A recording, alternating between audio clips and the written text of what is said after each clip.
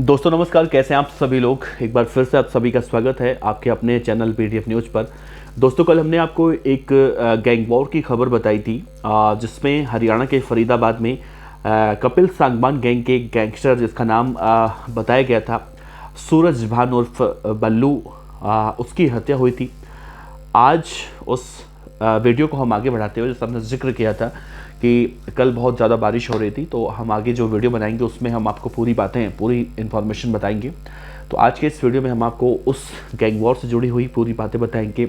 बिल्लू पहलवान कौन था और लॉरेंस बिश्नोई गैंग से उसने क्या वादा खिलाफी की थी, और क्यों कपिल सांगवान और फर्नांडो जो अमेरिका में बैठा हुआ है उसी ने अपने गैंग के बदमाश यानी बिल्लू को मार दिया।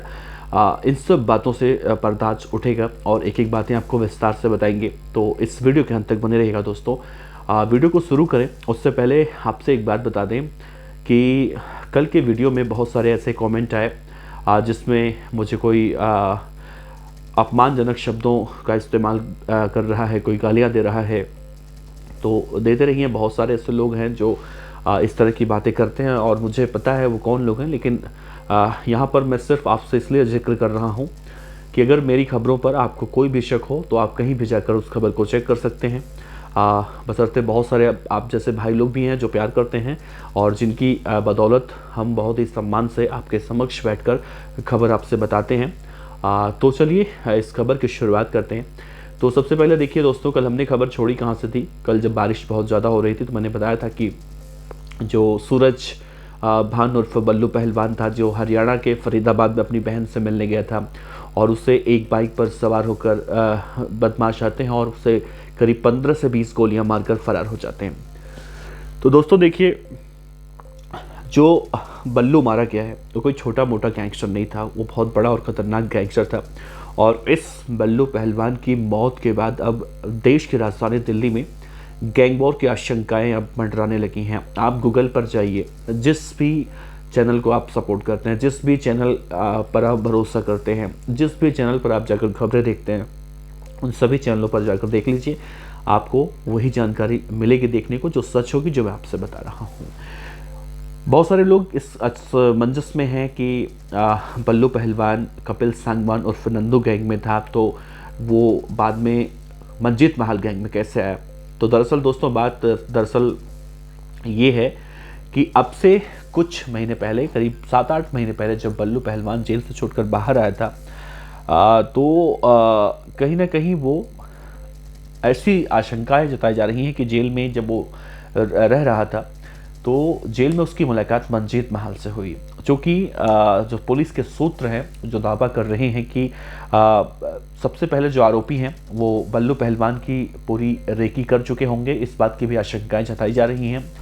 तो बल्लू के बारे में कहा जाता है कि बल्लू न सिर्फ गैंगस्टर था बल्कि राजनीति में भी उतरना चाहता था। और अब से पहले, जब आपको याद होगा, जब देश में किसान बिल के खिलाफ जब किसान सड़कों पर इकट्ठा हुए थे तो बल्लू पहलवान उसमें भी किसानों के समर्थन में आया था और किसी नेशनल राजनीतिक पार्टी से वो टिकट मांग रहा था ताकि चुनाव लड़कर वो पार्षद वार्षद बन जाए, फिर उसकी ज़िंदगी जो है आसानी से गुजरे।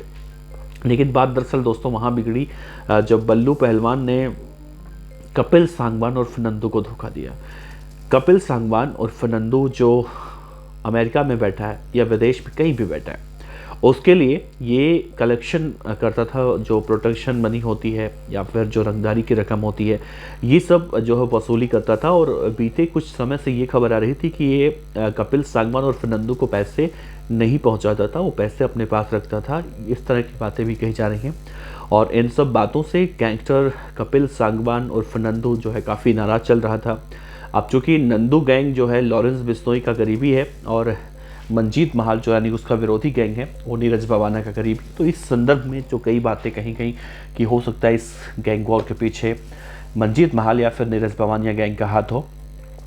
अब कहानी दरअसल ये है कि जब वो जेल से बाहर आया 8 महीने पहले, तभी से उसकी रेकी भी की जा रही थी, इस बात की जानकारी निकलकर सामने आ रही है। और जब अब से कुछ वक्त पहले कपिल सांगवान और फर्नांडो का एक जीजा था जिसकी हत्या इसी गैंगस्टर के ऑफिस में हुई थी, ये उस हत्याकांड का एक ऐसा गवाह था जो कपिल सांगवान और फर्नांडो के लिए और मंजीत महल के लिए, दोनों के लिए फांसी का फंदा बन सकता था।